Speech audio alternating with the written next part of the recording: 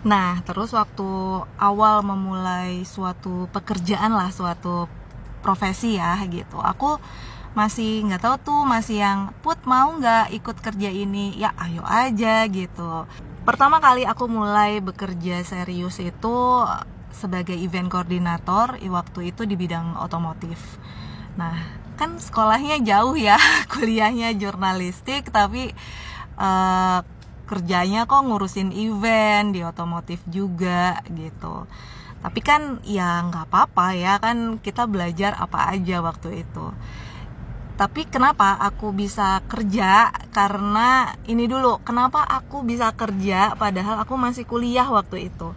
Karena lingkungannya memang semuanya kuliah sambil kerja gitu. Kan ya aku namanya orangnya ini ya, apa, penasaran gitu, pengen tahu. Oh, ternyata seusia segitu tuh bisa ya cari uang dan ada yang mau ngerjain gitu.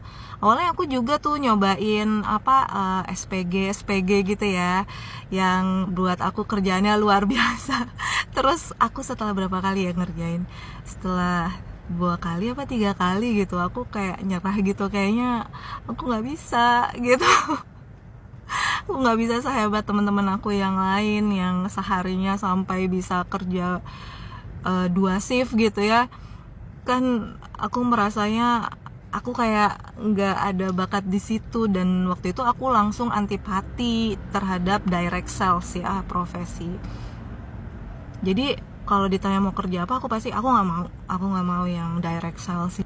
Nah, terus kuliah sempat magang kan, karena aku orang yang bertanggung jawab dengan pilihanku, walau salah aku juga harus menyelesaikan pilihanku, keputusanku itu sebaik-baiknya. Jadi aku juga magang yang sesuai dengan bidangnya, yaitu di jurnalistik. Nah, aku magang di suatu stasiun TV nasional sebagai personal assistant waktu itu. Tapi aku minta diajarin semuanya, aku minta diajarin kalau kamera tuh bagaimana, terus ngedit aja sih yang aku enggak, terus sebagai reporter bagaimana, sebagai presenter bagaimana. Karena memang di kampus dulu tuh lebih ke cetak dibanding ke elektronik. Jadi buatku magang di suatu TV nasional tersebut adalah ruang belajar baru buat aku. Terus karena pernah sambil kerja yang bidangnya bukan jurnalistik, aku merasa kok kerjaannya sama tapi income-nya lebih besar. Ini aku masih materialistis ya gitu, masih berpikir dan menghitung kinerja itu pakai materi. Apalagi bidangnya itu bukan passion aku. Aku lebih suka dengan bidang yang lain ternyata. Jadi aku putuskan untuk tidak melanjutkan di dunia jurnalistik, karena pada saat itu iya, aku udah tahu untuk dapat income yang lebih besar itu dengan cara yang mungkin tidak terlalu melelahkan. Seperti apa ya, kalau di jurnalistik itu kan kita bener-bener yang kerjanya tuh dari pagi ketemu pagi lagi gitu.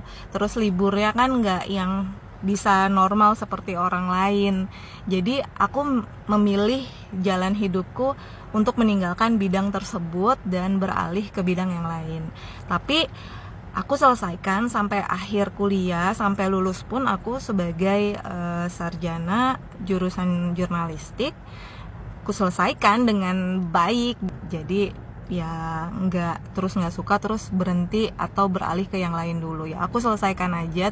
Nah, waktu aku belajar jadi event koordinator itu kan sebenarnya kerjaannya lebih berhubungan dengan public relation ya, ketemu banyak orang, membuat strategi, terus apalagi semua fungsi PR bisa aku pelajarin pas aku lagi jadi event koordinator. Jadi aku lebih tertarik dan kayak nemuin passionku di situ. Kan jadi gimana ya? Passion bisa kita temuin pas kita kerja, bukan pada saat kuliah. Kuliah pun nggak bisa nentuin kita akan pasti berhasil di bidang yang kita pelajarin, atau justru kita beralih ke yang lain dari pengalaman hidup kita gitu.